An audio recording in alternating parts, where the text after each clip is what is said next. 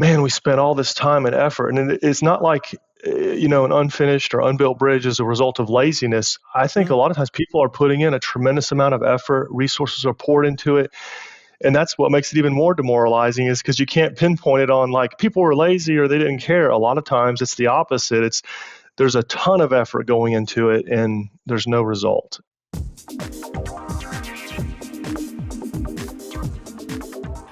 Hi, welcome to the podcast. My name is Stephen Mather. This is Challenging Leadership.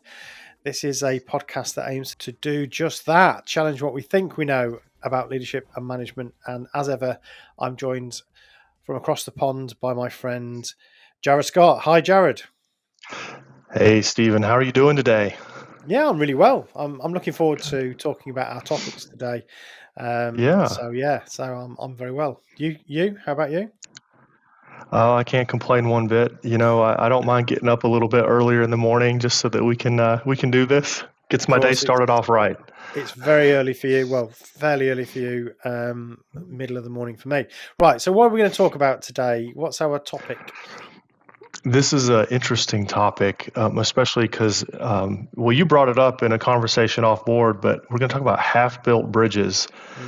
And I was like, I had no idea initially how to even connect this with, we're talking about leadership and things like that. So I think it'd be really good for you to maybe jump into it, tell me your thoughts on it, and then I was actually able to do some research, and maybe then we can have a discussion.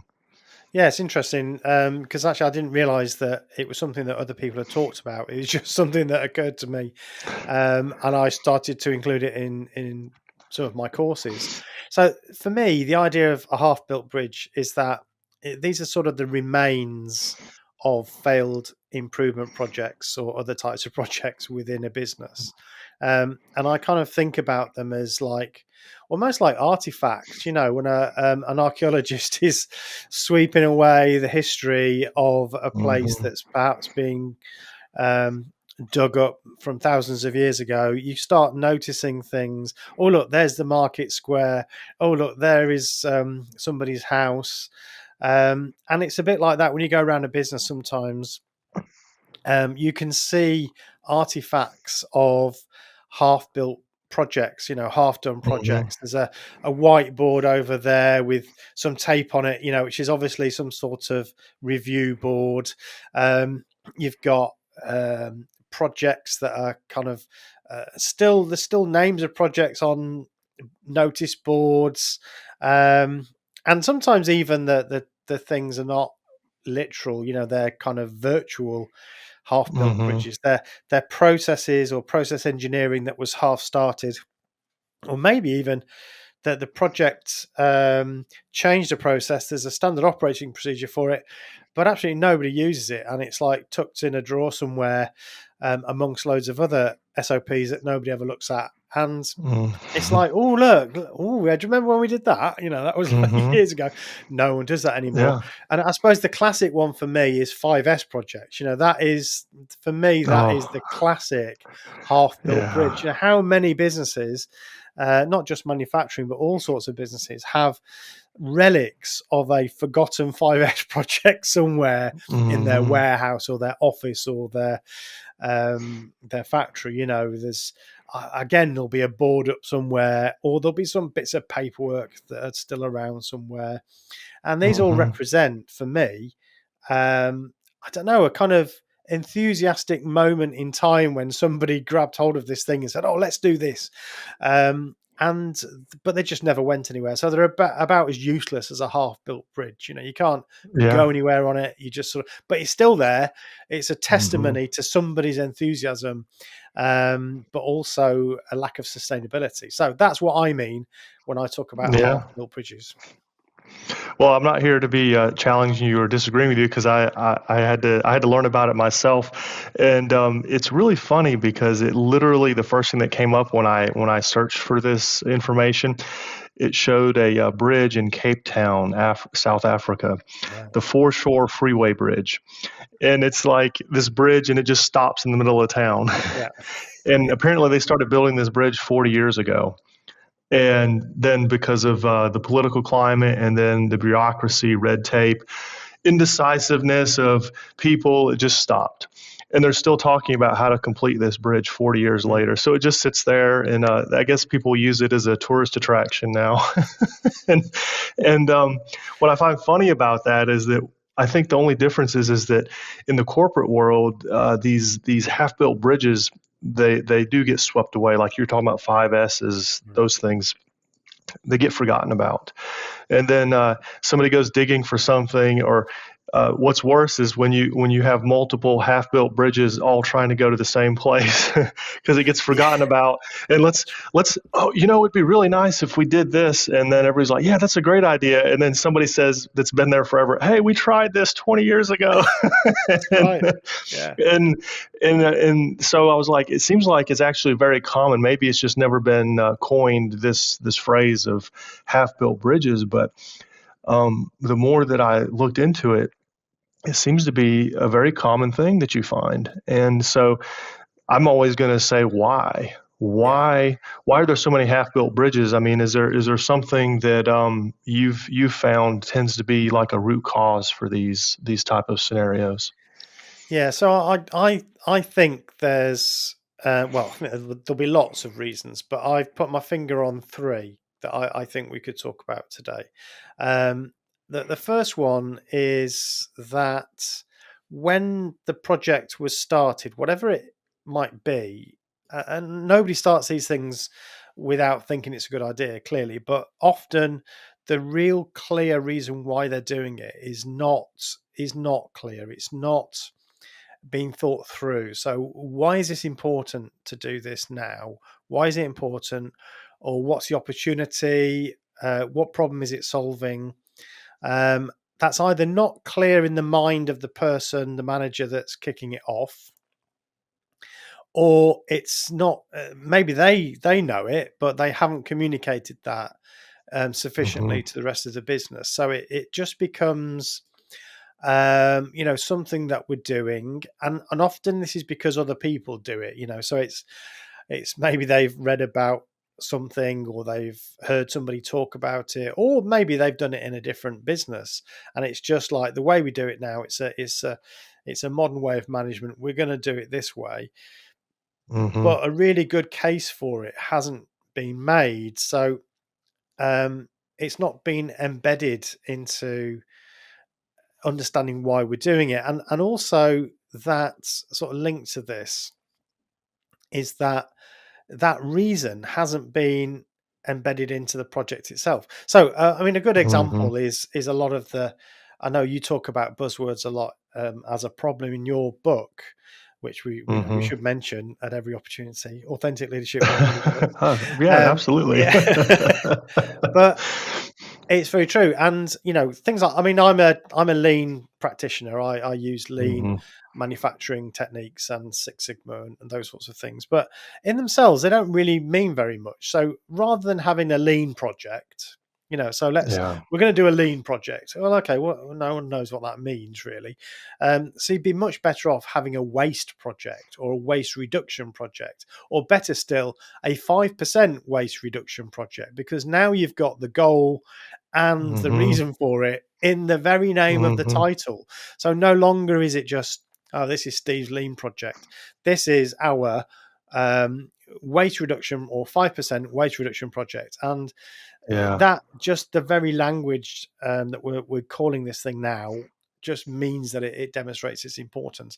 So for me, it's things like that, and it's really communicating clearly why that's important. Obviously, getting Mm-hmm. ownership and buy-in from the people who are actually going to do this thing, because they're going to get fed up if they don't think it's important. So, yeah. So for me, that's one. I don't know what you think about that. No, I would have a feeling of agreement there, and I think in very solid terms, like a literal bridge. And if you ever go to the United States and you go to the island of Manhattan, there's several bridges, there's several tunnels and everything. But I can imagine, if you have all those, and then you say, hey, we need another bridge, immediately the taxpayer is going to be like, why? We have all these other bridges, and you have to give a reason, like, oh, we have a tremendous traffic problem. But Yeah.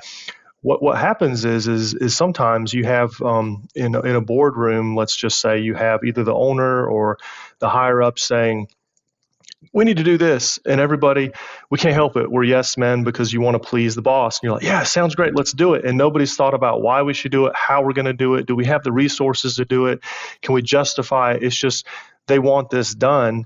And so to get it off of your plate of why aren't they doing this, you do something. And then there's there's uh there's a tendency to pivot to another one, like, oh well, we also have this, and there's just an unlimited supply of projects or I call it like a bucket list that all companies have. Mm. And the problem is it dilutes your resources.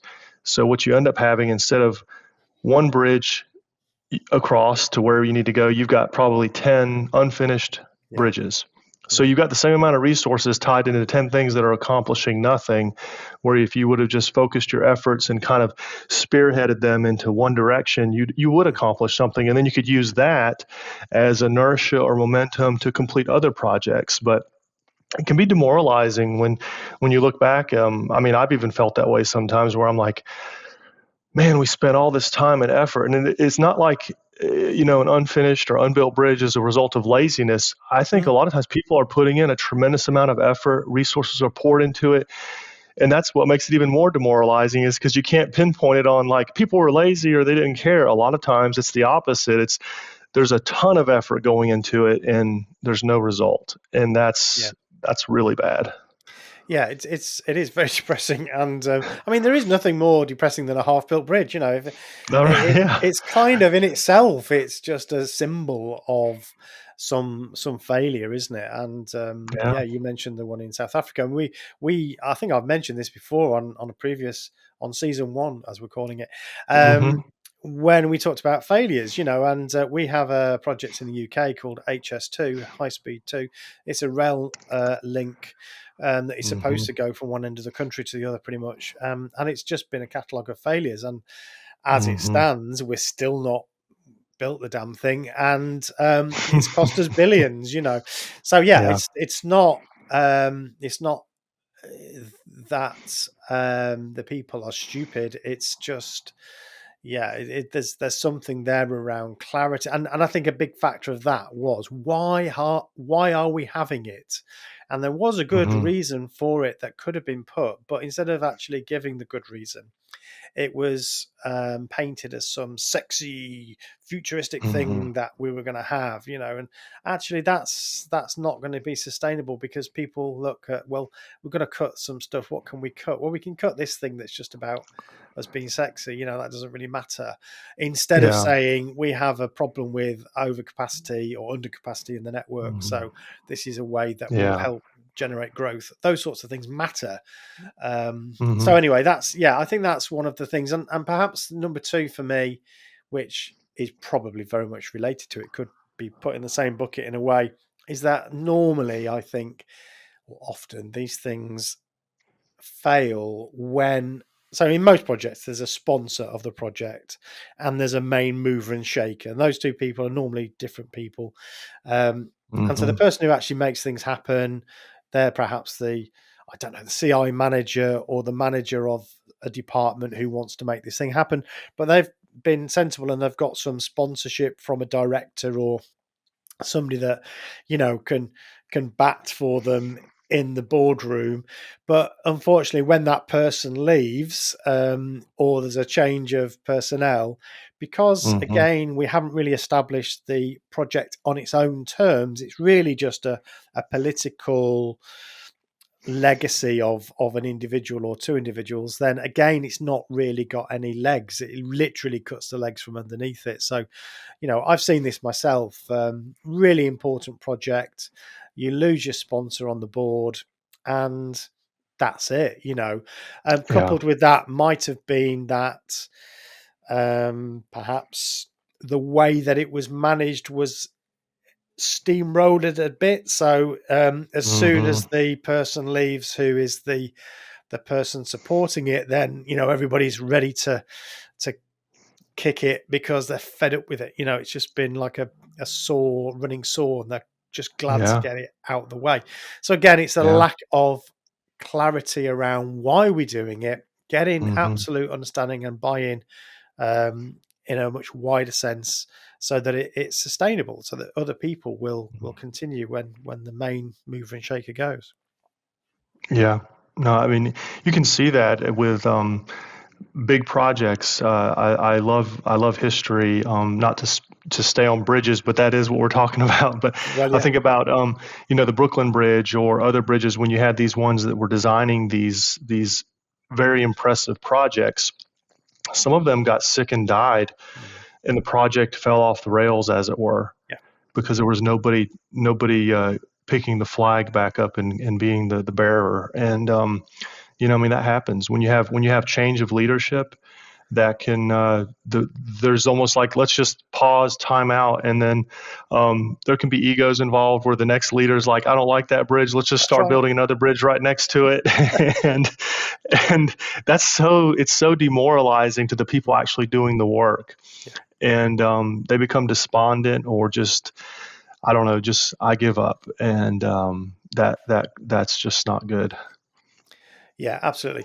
And I think the third big reason, which probably is a good place to go for the end of our conversation, because Hmm. it does offer, I think, some answers to how we can stop this happening.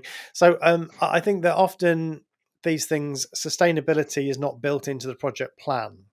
So right at the beginning of the project, I think we need to think about, right, how are we going to make this sustainable? But Hmm. because obviously we experience time in a linear fashion, the sustainability piece gets thought about at the end of the project often. So we've Hmm. introduced the 5S system, we've got our 5S audits happening, we've got our score sheets, we've got it on the board, we've got a system of people doing these checks. And so now we think, right, how are we going to sustain this? Because that's number 5. That's our 5th S. Hmm. Okay, so Yeah. now it's time to think about sustainability. But in a way, that's the worst time to think about it. Better to think about it Hmm. right at the beginning and say, right, we're going Hmm. to do this thing. We need to make sure it's sustainable. So before we actually do it, before we do all that activity, um, so one of the half built bridges for me is like red tags on old bits of equipment. How many Yeah. factories and so on have still, I don't know, sad looking red tags on bits of Hmm. old kit. At Hmm. one point, they were a testimony to some strength of the project. Like, either tell us what this is for or it's That's right.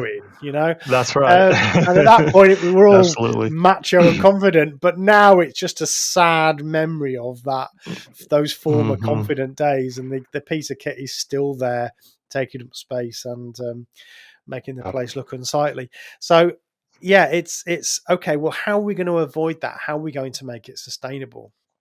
And it's not like these things are, um, you know, deep science. It's pretty obvious the things we need to do. So we need to Hmm. make sure that everybody is trained, not just the team who Yeah. are going to implement this thing in the first place. So how do we make sure that everybody knows how to do a 5S audit? How many people, or how do we make sure that new starters are trained in this thing? How do we ensure that this is checked on a regular basis? So I know this sounds a bit weird and a bit ridiculous, but I think you need to put into the audit an audit of the audit. So if you're going to have a 5S audit every 6 months, let's say, or well, depends on, you might have a monthly one, you might then have another 6 monthly thing. Then you need to check that those audits are getting done. So that isn't a time consuming activity, but a senior manager needs to have that reported to them. Right, how many of the 5S audits did we do this year, this 6 month period? And if the answer is, well, we should have done one every month, so we should have 6, but we've only done 4, then okay, we've got I don't know, an 80% success rate. Therefore, we need to improve on that. That becomes a KPI that we measure. I'm not Hmm. all about the KPIs and the metrics all the time, but I think if you're talking about sustaining something like that, then it has to become part of the thing that we think about and we measure, and that should be designed in to the actual project. So that's Yeah. another one for me. Okay. I mean, it's so true. You and I don't know if you know this. I love 5S. Like, and actually, Muda is my favorite word. Getting rid of the waste. Okay, I didn't know that. Okay, That's cool. my thing. Maybe we'll do a podcast on 5S. We should. We should. We might have Yeah. we'll probably have 2 listeners after the no. It might be interesting for people, um, I did want to circle back to what we're talking about related to, how can we keep it sustainable? And it was interesting. There was an article in the Harvard Business Review that was talking about why sometimes projects fail. And it wasn't necessarily, it didn't say in your words, a half-built bridge, but it was implying why do projects not get completed. And one of the things that they pointed out was because of the fact that sometimes leaders micromanage the project so much that, one, if they're not constantly overseeing it, then there's no work done, because the people doing the work are afraid to make a move because they're worried it'll be done incorrectly or not what they want. And also, if the leader goes away, then the project just stalls because nobody else knows how to do it, because the leader was micromanaging everything. Yeah. And it made me think about that. I was literally looking for something the other day, and I ran across a document. This was a tech document, and it was something that I worked on 20 years ago, something I was very proud of, a 20-year-old WordPerfect document. That's how old we Wow. were. Well, yeah, I know. And it never got published. And I was like, that's right, it never got published. And I thought back about it, and one of my old bosses, he said, I love everything about this document, Jared. I says, but the one picture you have in there, it should be circular instead of square. And it was just an opinion thing. It really had nothing to do with it. It was the same picture. It was just he wanted it cropped circular. And I was like, it kind of aggravated me at the time, but at the same sense, I kind of just shoved it over to the side and says, there was something else going on. And look, 20 years later, that document still hasn't been completed. And it was like, you talk about that wasn't a half-built bridge. That was like, it just needed one last rivet and it was done. And, but that happens, doesn't it? Where everybody's motivated. They even know their why. And then the project gets totally destroyed or just put on pause because of one person almost having all of the power and authority. And you can't really have that on a real building project. Sure, you've got someone who's overseeing it, but there's so many moving pieces that you have to have so many people involved, and they all have to be bought into it. So I would say, ultimately, how you get a bridge built is everybody has to believe the why they're building this bridge. Why are we building this project? Why are we working on this? And if from the top down or the bottom up, everybody has that same mentality, I think it gets built. It's when we're doing this just because we have to. Well, as soon as the have to goes away, which could be the leader isn't there anymore or whatever may be the case, then you have this relic sitting there. Yeah. That's very true. I mean, the other one that sort of relates a bit to your Word document or your WordPerfect document is the Excel spreadsheet. So I've got a graveyard of those. Yeah, some Excel super user 10 years ago decided to create this thing that, amazing. It does everything. It's got complex formulas in there, macros that, can park your car.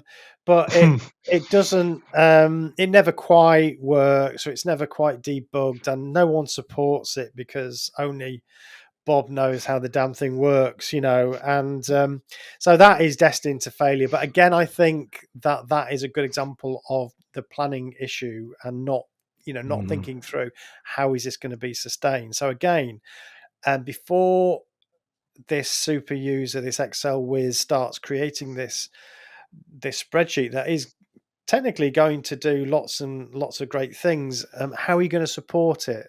So this is one of my, I suppose this is my old IT head on, so I'd get calls from people who would say, well, we've got the such and such spreadsheet open and this button doesn't work anymore, and I'd say, well, I don't know what that button does, it just, who can know? Yeah. It's not, there's no documentation for it. It's not been No one has signed it off to be supported. So again, that's another example of a project being started without sustainability in mind. So, okay, how is this going to carry on working in 3 years' time when Bob has left the building or left the business and no one knows how it works? So again, that's the sort of question that we should be asking. How is this new process going to survive once the sponsors left the business, or if we've changed something? So yeah, I think it's those sorts of questions need to be asked too. So yeah, lots of good reasons why these half-built bridges are still there. It'd be interesting, our listeners, to let us know whether you've got. You don't have to put names and name and shame anybody, but it'd be interesting to know, whether it's other people's experience. I'm sure it is, but what half-built bridges do you have in your business? That would be quite interesting to know. Yeah, absolutely. I think we have half-built bridges even in our personal life. There's that project that's sitting there in the corner, but ultimately what happens is I hate to use this phrase, but like, do we count the cost? Like, for sustainability, you have to know what it's going to cost. Like, I'm in the motor business, and it's interesting that 2% of the cost of operating a motor is the actual purchase price of the motor. 98% of the cost of that electric motor is the cost of the energy to run the motor. Yeah. And that's a tremendous ratio mismatch there. I'm not saying it's that way with our projects, but it's like, people buy a house. Sure, you can afford the house. Can you afford the taxes? Can you afford to have maintenance done? Can you afford when the appliances go out? And that's why people get themselves into really bad shape financially. Well, with projects, the same. Are we counting the cost? What's it going to take to keep this going? Because sustainability, it's a word that's thrown out there a lot, but I mean, it really is a powerful thought process that I think people don't give enough credence to it. They just go, yeah, it's a buzzword if we want to use it that way. But really, if you want bridges, because you built the bridge, you got to keep it going. So yeah, that's another great point, actually. That's why it needs to be part of the project plan, including the costings. Yeah, absolutely. And costings isn't necessarily the material costs, it's also the labor costs. So if you want 5S to continue in your business, you're going to have to free people up to do those audits and to do those reviews. And if you can't do that, then don't introduce it in the first place. That's right. 100% agree. Cool. All right. Well, on that note of agreement, I guess we come to the end of another episode. So yeah, I find that interesting, and it's something I think we can all identify with. Don't forget, if you know, as a listener, if you know of any of those or you've experienced any of those, we'd love to hear some of your experiences, and we can read some of them out if you like, and that would be quite cool. So yes, that's it for now. Thank you for listening, everybody, to another episode of Challenging Leadership, and we'll speak to you again soon. Bye for now. Take care.